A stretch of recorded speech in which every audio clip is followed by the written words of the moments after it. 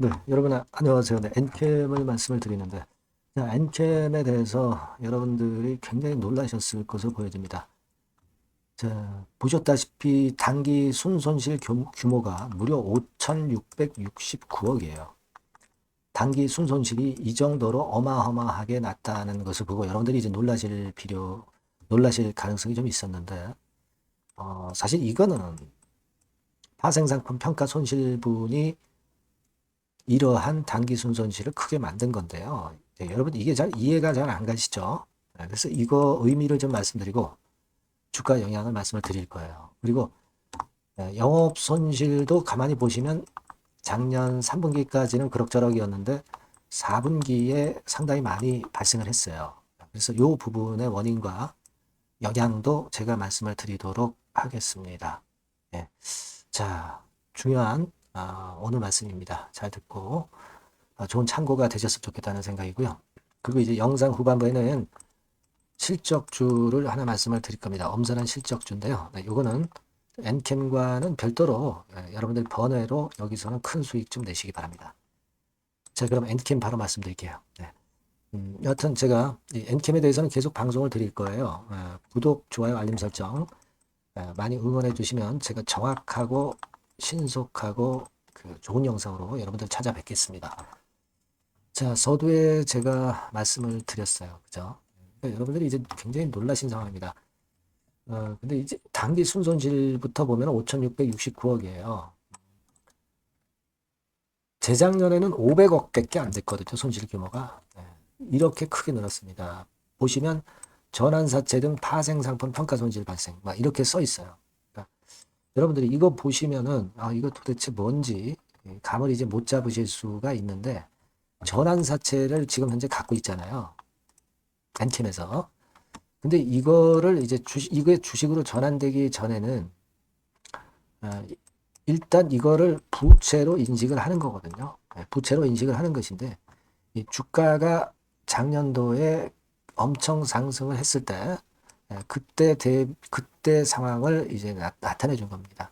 주가가 상승하면은 나중에 미래에 전환될 전환사채 가격을 상승한 주식 가격으로 재무제표에 일단 반영을 해야 됩니다.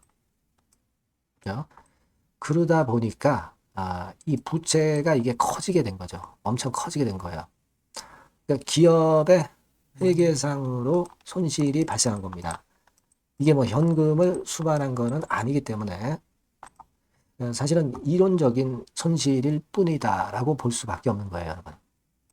여러분 2024년도에 주가가 엄청 올랐었잖아요. 네, 여기까지 이제 올랐었잖아요. 네, 이런 부분들을 감안을 하셔야 돼요. 지금은 이 최고점 대비해서 여기 대비해가지고 거의 4분의 1 토막 난 겁니다. 그죠? 그러니까 올해 만약에 이 시비가 주식으로 전환되지 않는다고 한다면은 다시 그 평가 손실은 회복이 되는 거예요, 여러분. 그러니까 이런 부분들을 생각하셔야 됩니다. 그러니까 평가 손실일 뿐이다.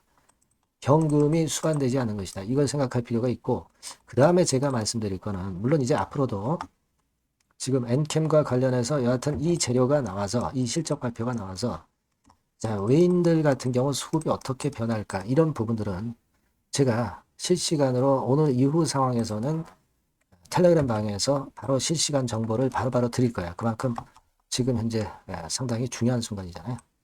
여러분들이 입장이라고 문자를 주시면 제가 최선을 다해서 실시간 정보 드리고 실시간 판단을 드릴 겁니다. 이게 굉장히 중요합니다. 그러니까 입장이라고 꼭 문자를 주시고요. 자, 엔캠 말씀 이제 이어가는데, 자, 그렇기 때문에 이제 회계상으로의 손실이 잡힌 부분이기 때문에 우리가 이 부분에 대해서 놀라실 필요는 없고요. 이 자본 총계가 4,747억이죠. 네. 자본 총계에 대비해서는 법인세 차감전 손실률이 사실 이거는 50%를 넘어가긴 합니다. 하지만 이것은 한 해에 국한된 것이고 3개년 중에서 2개년도에 50% 이상의 법인 손실률이 나야 그래야 불이익을 당하는 거기 때문에 이 부분에 대해서는 신경을 쓰실 필요가 없다. 이렇게 말씀드립니다. 그걸 좀 말씀을 드리고 그리고 전환사채 때문에 이 순손실이 발생한 거고 또 하나 있기는 합니다. 그거는 이제 뭐냐면 투자 증권을 인수를 한다고 했는데 여기에 대해서 풋 옵션 계약을 맺었었어요. 풋 옵션. 근데 이 풋 옵션 계약 자체가 파생상 부채가 되는 것이거든요. 그렇기 때문에 여기에 따른 평가 손실이 발생을 하는 거예요. 근데 이게 나중에 이익이 될 수도 있고 손실이 될 수도 있는 겁니다. 근데 미래에 가봐야 이제 알 수 있는 거예요. 그러니까 미래에 발생 가능한 손실을 미리 회계상으로 부채로 반영을 해놓은 것 뿐이에요. 그죠? 그러니까 엔캠의 본래 사업과 큰 연관이 없는 손실이다 생각하시고 평가 손실이다 생각하시고 이것도 일단 지나쳐 버리시는 게 좋습니다.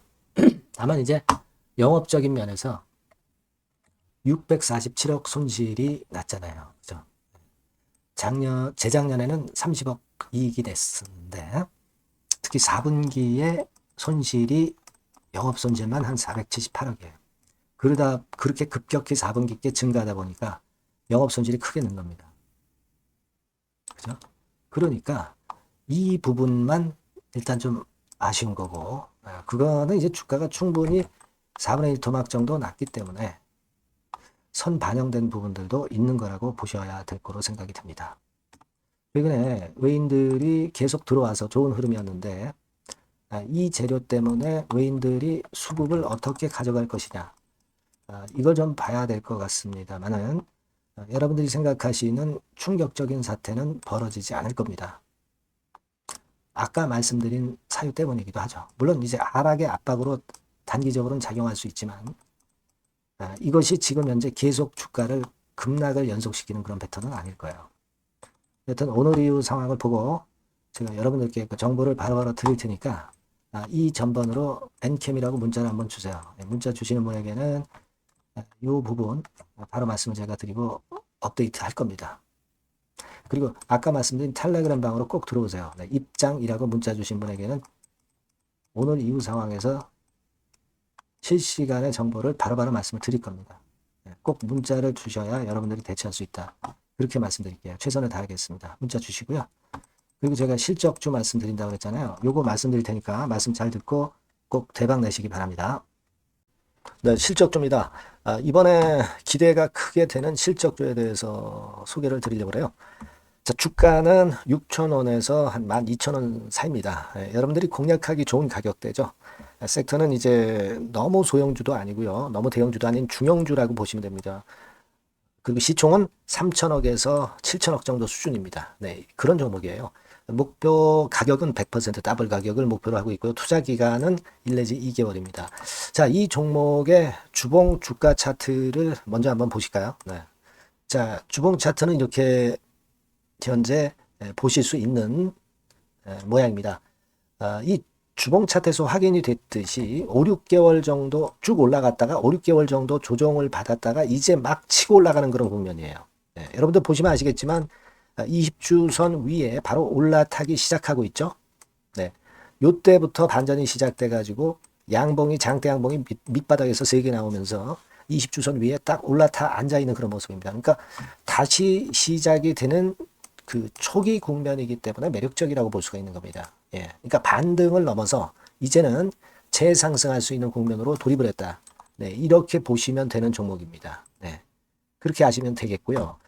가장 이제 우리가 이 종목이 크게 올라가기 위한 강점은 글로벌 원천 기술을 보유를 하고 있다는 겁니다. 네. 이게 인정을 이번에 받아서 관련 사업 확장에 최대 유리한 고지에 선점이 됐어요. 네, 그래서 실적이 지금 현재 급증을 하기 시작하는 겁니다.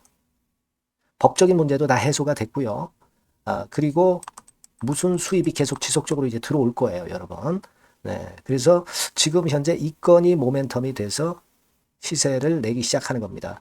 여러분, 이 글로벌 원천 기술을 확보한 종목은 엄청나게 크게 시세 터트리는 거 잘 아시죠? 네, 그런 강점을 갖고 있다. 구체적인 거는 제가 말씀드릴 수는 없지만 그 건을 말씀을 드리고요. 이익이 점등하는 연속 추세를 확인하실 수가 있습니다, 여러분. 네, 가령 예를 들어서 요건데 제가 모자이크화 했습니다만 2021년부터 이익이 계속 점증하는 추세가 지속이 되고 있어요. 그리고 작년부터 시세 탄력, 실적 탄력이 굉장히 가파라지고 있는 그런 종목이라고 보시면 됩니다. 이 이익이 점증한다는 거는요, 외인 기관이 최대 선호하는 그런 패턴이죠. 네. 외인들은 특히 이익이 점증하는 종목만 삽니다. 네. 이 부분의 특징을 우리가 꼭 알고 이 종목을 하셔야 되겠다. 이런 말씀 좀 드리고 싶고요. 영업이익률이나 ROE가 고공권이에요. 네. 특히 이 영업이익률이나 ROE 같은 경우 높은 종목을 외인들이 선호하는 거 잘 아실 겁니다. 네. 영업이익률이 매년 50%에서 80% 사이에요. 네. 유보율 같은 경우도 1000 내지 1500%. 그러니까 요거는 재무적인 부분을 나타내는 거죠. 유보율은. 네. 엄청 좋죠. 네. 그리고 ROE 같은 경우도 뭐 10% 20%가 아니라 40%에서 60% 정도가 나고 있는 그런 종목이라는 걸 생각하실 필요가 있습니다. 예.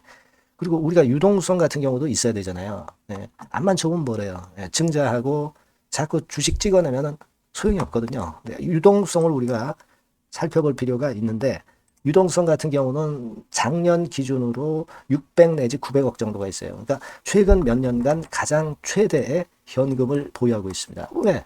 장사가 잘 되니까, 실적이 올라가니까 현금이 쭉쭉 들어오는 거죠. 그런 정도의 강점이 있는 종목이라는 걸 생각하셔야 됩니다. 수급적인 측면으로 보면은 여기 보시는 바와 같이 외인 기관이 쌍끌이가 들어오기 시작하는 초기 단계예요. 네, 빨간색 외인이죠. 초록색 기관입니다. 쌍끌이 매수 초기 단계, 중기 말기가 아니라 초기 단계이기 때문에 우리가 공략을 해볼 필요가 있는 겁니다. 네. 이와 같이 엄청 우리가 긍정적으로 기대하고 실적을 기대할 수 있는 그런 종목입니다. 요거는 여러분들 꼭 담아 보시고요. 매매를 좀 종목을 매매를 하실 분들은 종목을 제가 말씀을 드리고 매수 비중 말씀드리고 매수 시기, 매도 시기를 계속 업데이트해서 여러분들께 알려드릴 겁니다. 요 번호로 실적주라고 문자 주신 분에게는 제가 최선을 다해서 도와드릴 거 약속을 드립니다. 네, 여러분 감사합니다.